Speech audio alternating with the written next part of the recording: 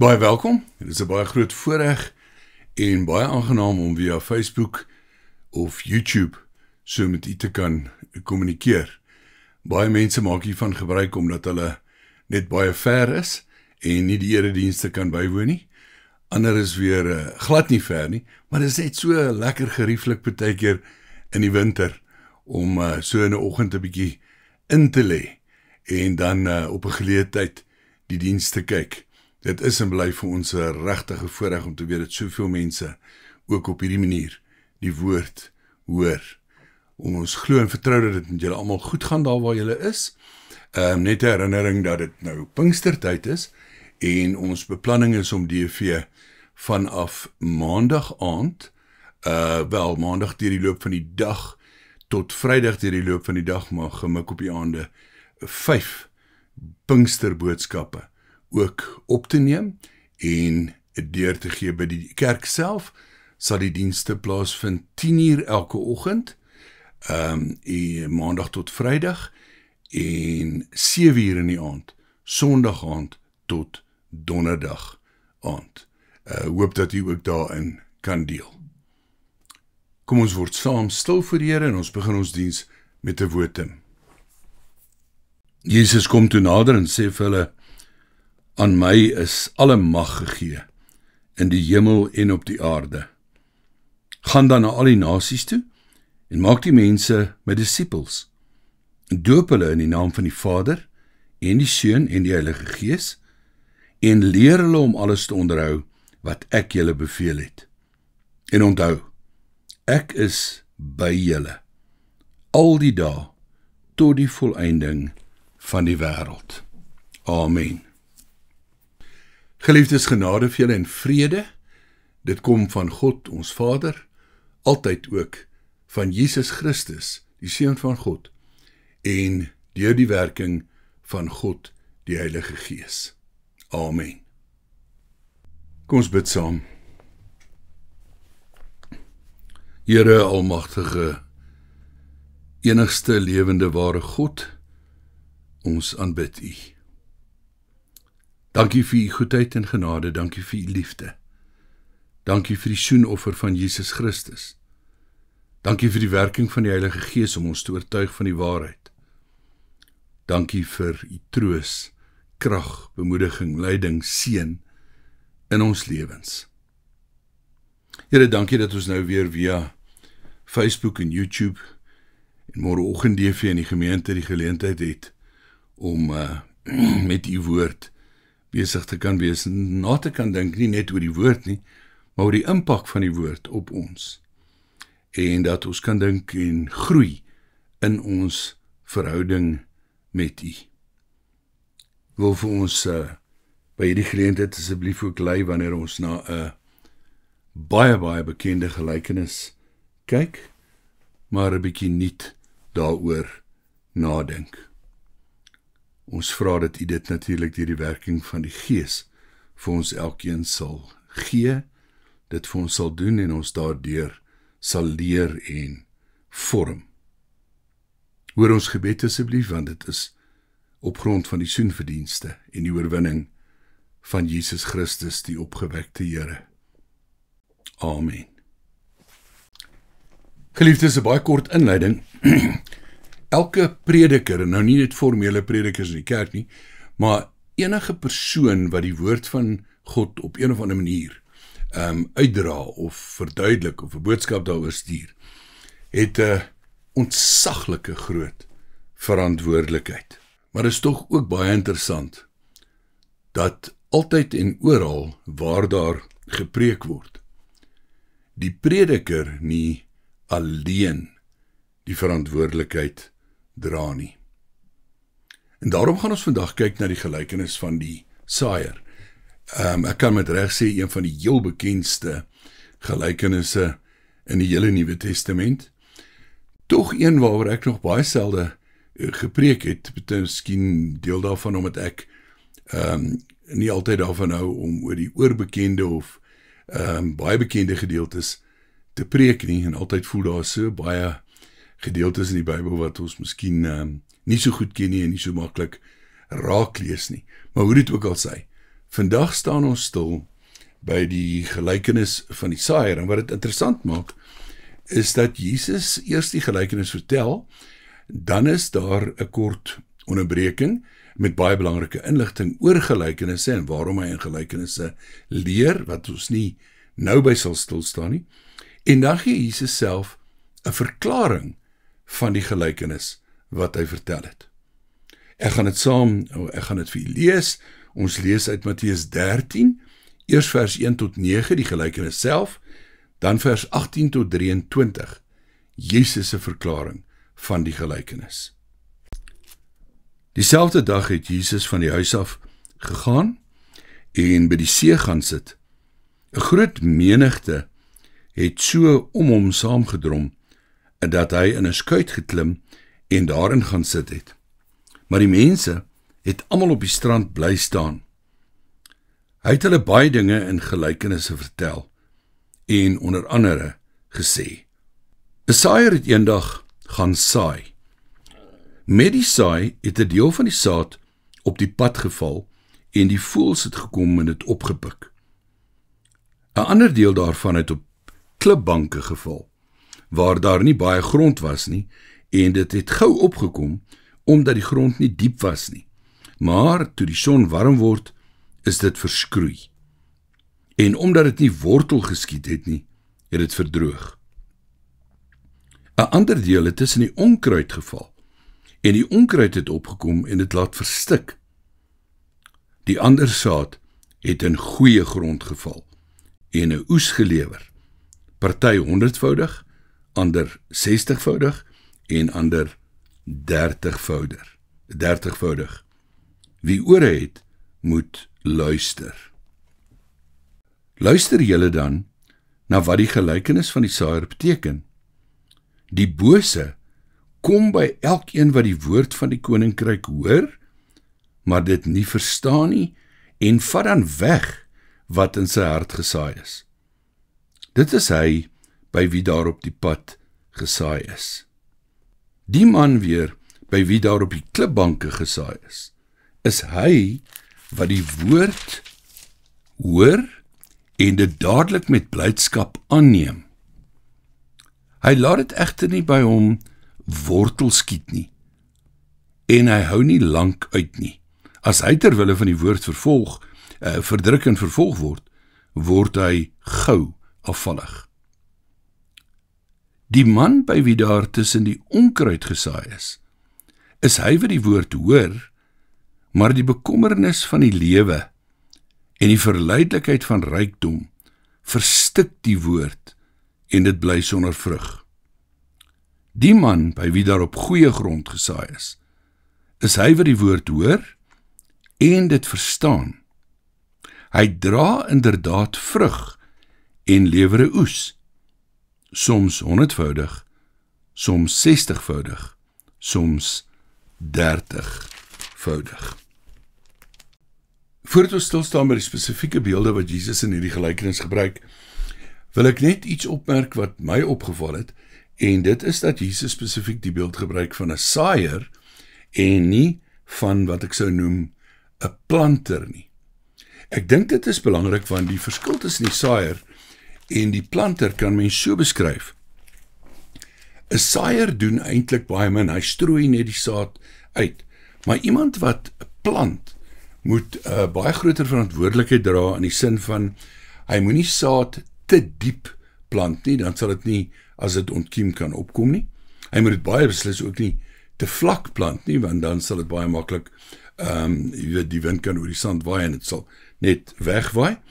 En die planter het ook 'n geweldige verantwoordelikheid om nat te lei en so meer. So ek dink tog is belangrik om net in ag te neem dat Jesus hierdie beeld van 'n saaier gebruik, ons verantwoordelikheid om net te getuig van die evangelie.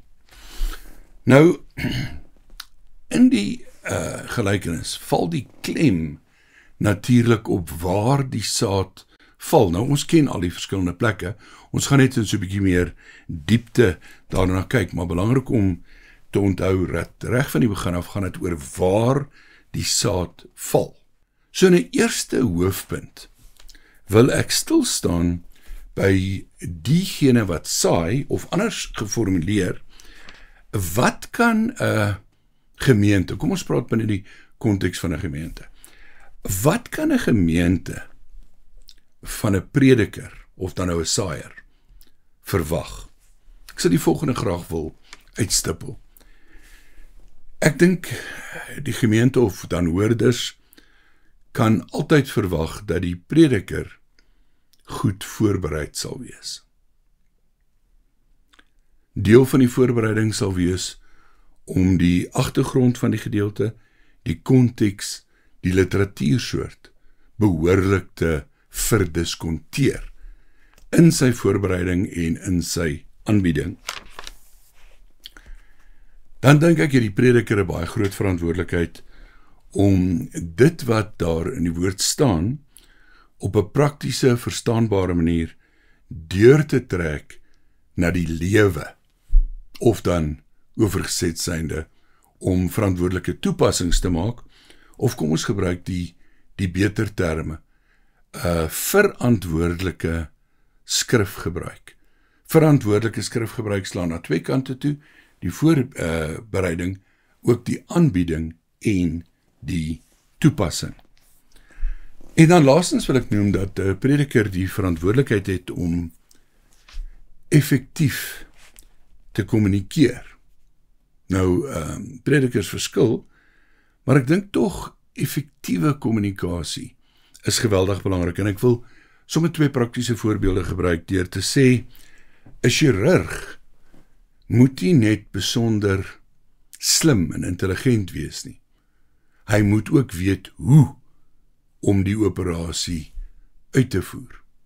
'n tweede maklike voorbeeld vir my is die van 'n tandarts. Dit sou nie help dat 'n tandarts geweldig slim, intelligent, ervaring en kennis het van wat gedoen moet word nie. Die tandarts sal ook baie vaardig moet wees oor hoe om dit wat gedoen moet word te kan doen. Maar dit dan oor die prediker. Ek dink in hierdie gelykenis moet ons lei daarna om ook 'n bietjie te praat oor die hoorder en dan die verantwoordelikheid van die hoorder, want in die gelykenis sê Jesus by die toepassing elke keer, hy by wie wat so hoor, hy wat so luister, hy wat so reageer, kan vergelyk word met hierdie plekke waar die saad val.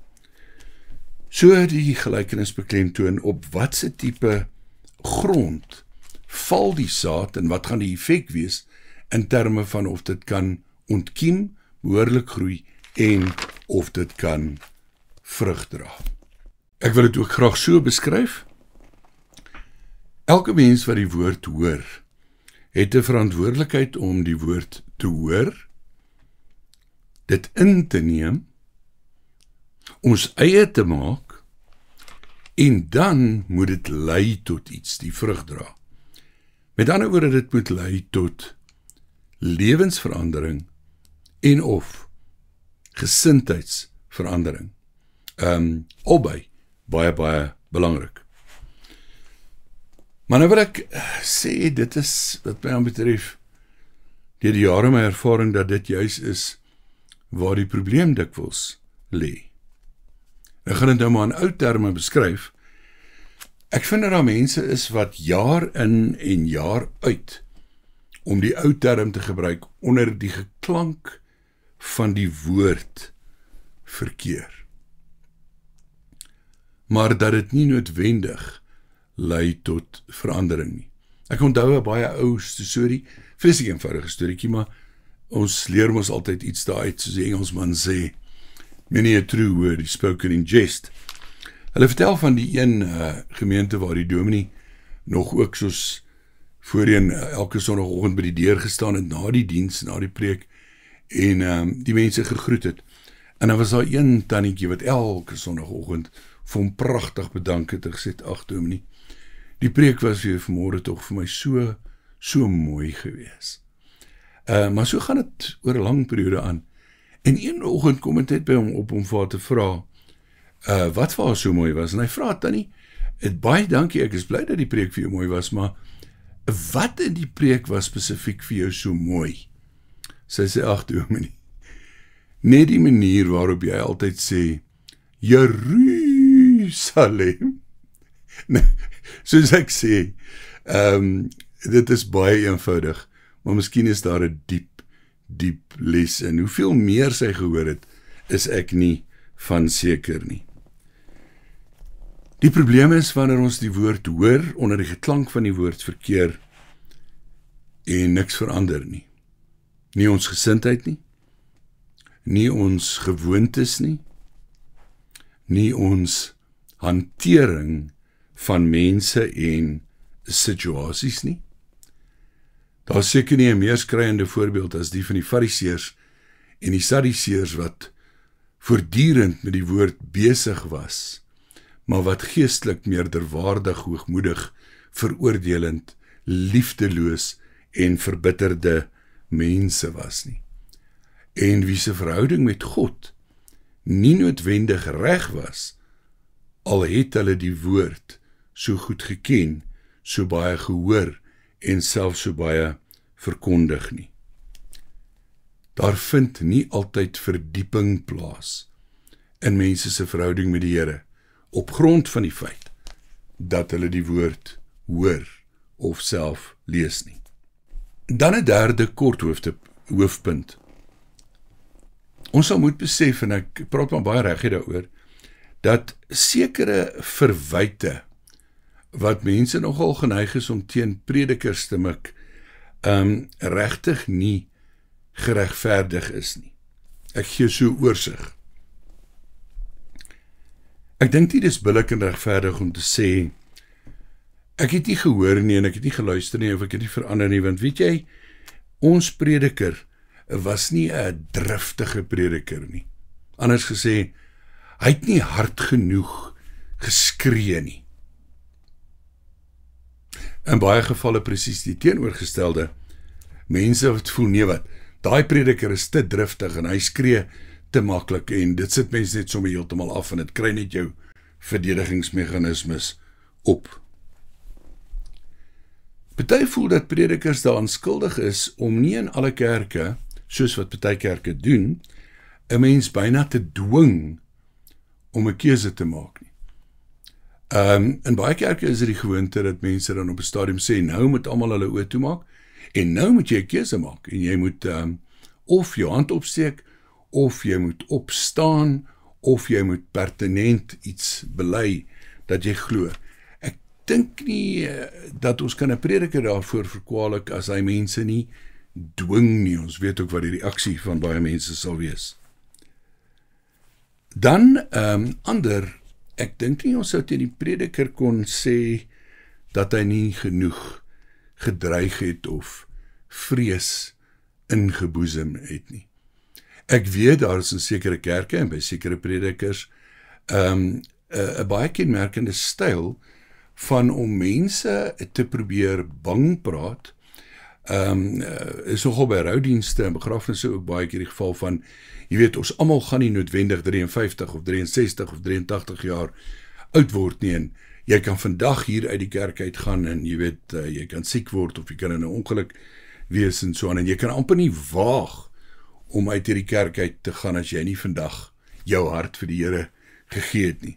Dit is my 'n geweldige probleem wanneer vrees veroordeel of vrees vir teespoed gebruik moet word as die motivering oor waarom 'n mens in Jesus Christus as verlosser moet glo. Die orde wat ons in die Bybel kry is heeltemal anders. Jesus sê, gaan wees my getuies, gaan vertel vir die mense wie is God, hoe lief het hy hulle, en dat hy my as verlosser gestuur het.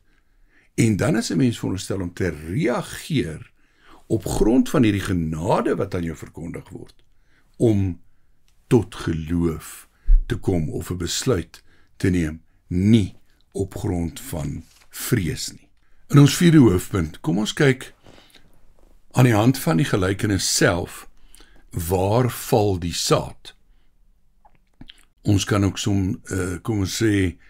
kom ons vra onsself eerlik af, hoe reageer ek en jy wanneer ons die woord hoor? Waar val die saad? Wat is die tipe grond? Of dan nou, hoe reageer ek en jy op die woord van God?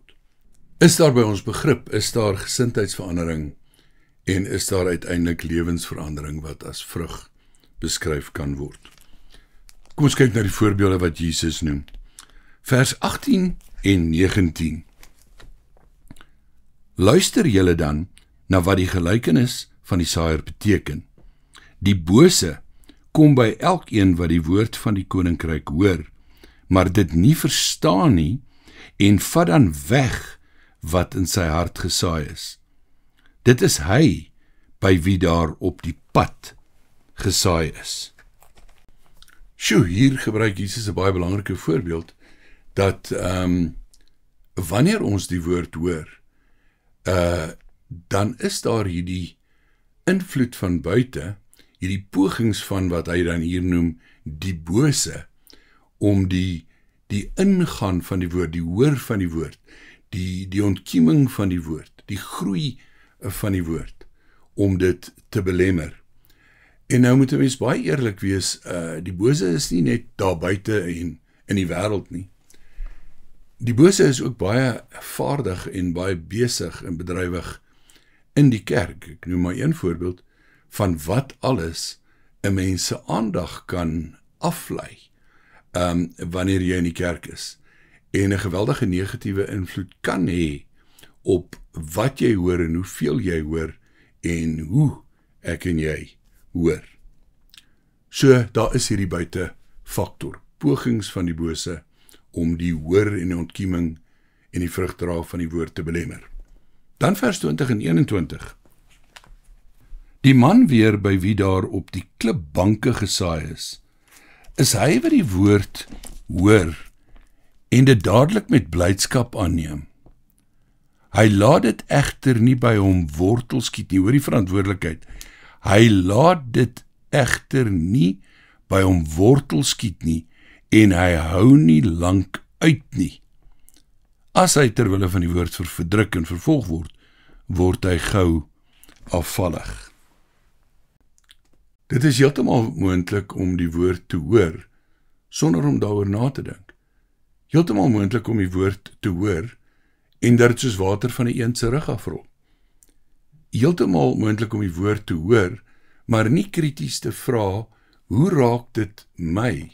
Of, waar pas my gesindheid in hierdie prentjie in nie? Dit kan baie maklik gebeur. Dan vers 22, en hier kry ons twee uiterstes wat baie belangrik is om op te let. Vers 22, die man by wie daar tussen die onkruid gesaai is hy wat die woord hoor, maar die bekommernis van die lewe en daai een kan ook 'n of wees, die verleidelikheid van rykdom verstik die woord en dit bly sonder vrug. Dit het my geweldig diep getref dat Jesus hier die twee uiterstes noem, en dis hoekom ek dink daai een moet ons dalk vertaal as of. Aan die een kant kry ons hier 'n beeld dat Jesus sê, wanneer jy die woord hoor, kan jy so oorweldig wees deur die bekommernisse of die sorge van die lewe of die probleme in jou lewe, dat jy net nie regtig daarna kan luister of dit kan inneem nie. Ek weet in barmhartigheidsterme en sendingterme, uitreikterme sê ons baie keer, dis baie moeilik vir iemand om die woord te hoor as dit aan hulle verkondig, terwyl hulle honger is. En dat mens baie keer eers moet kos gee, voordat mense in 'n posisie is om te kan die woord inneem. Nou, ek gaan nou nie al die voorbeelde noem nie, maar natuurlik sit ons baie keer in die kerk met so oorweldigende bewustheid van ons bekommernisse, van werkloosheid, van verhoudings, van kinders met probleme, van siektes en so meer, dat ons net daarmee besig is en eintlik so besig is daarmee dat ons nie kan inneem hierdie kosbare woord wat ons hoor nie. Maar dan die teenoorgestelde, dat dit nie net wanneer dit met mense sleg gaan, moeilik is om die woord te hoor nie. Maar dit baie keer baie moeilik is om die woord te hoor wanneer dit met jou goed gaan. Dalk te goed gaan. Dalk baie, baie goed gaan. Dat jy in die kerk is, en nie net in die kerk nie, maar enigiewers die woord hoor, maar dat jy so selftevrede is en selfgenoegsaam is en dat dit net so voorspoedig gaan, dat daar nie 'n diepliggende behoefte is om God se woord te hoor of om enigiets te verander nie, want ek is so rustig en tevrede en Engelse woord complacent in my situasie. Dan vers 23, die positiewe voorbeeld wat Jesus gebruik.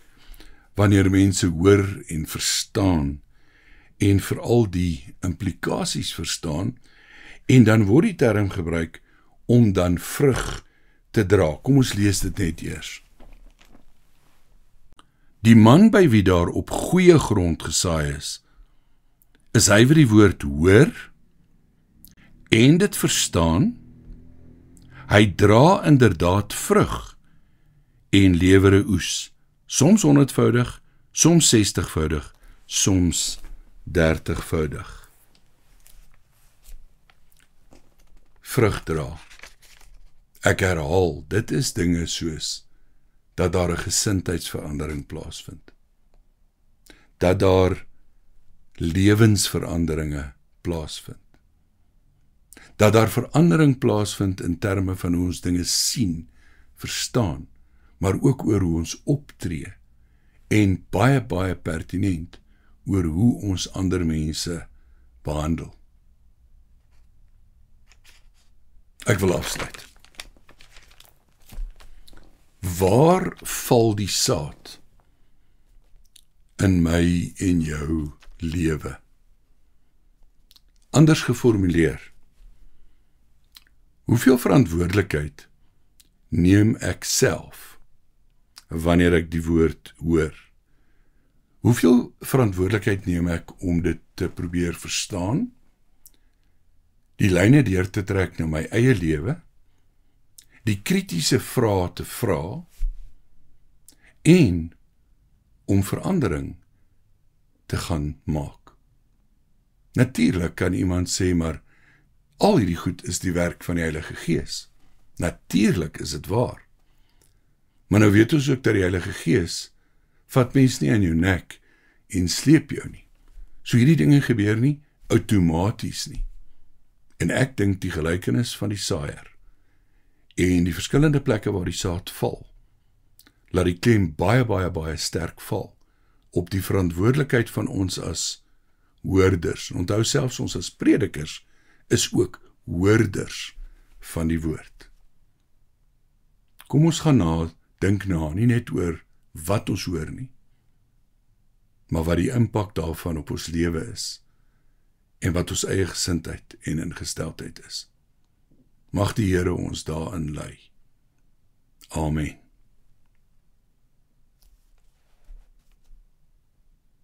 Here, baie, baie dankie dat U vir ons elkeen wat hierdie woord vandag gehoor het, dat U ons ken. Maar nie net teoreties ken nie, dat U ons lief het, intens lief het. Dankie dat ons vir U saak maak.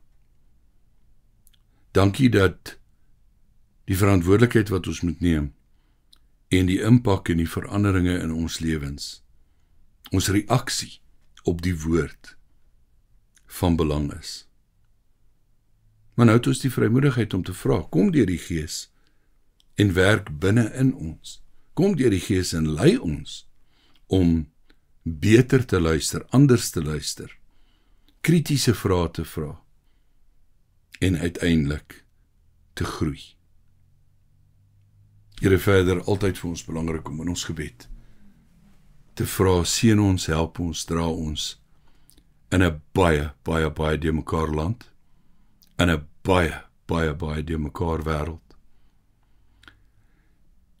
U ken die fynste besonderhede van dit alles, en ook wat die impak daarvan is op ons gesindheid en ons vermoë om te luister en om positief te wees en om vorentoe te gaan. Maar dankie dat ons met U daaroor kan praat. Help, lei, seën, dra, versterk en vertroos ons asseblief. Amen. Die genade van die Here Jesus Christus, die liefde van God ons Vader, en die seënende en lerende teenwoordigheid van God die Heilige Gees, bly by jou. Amen.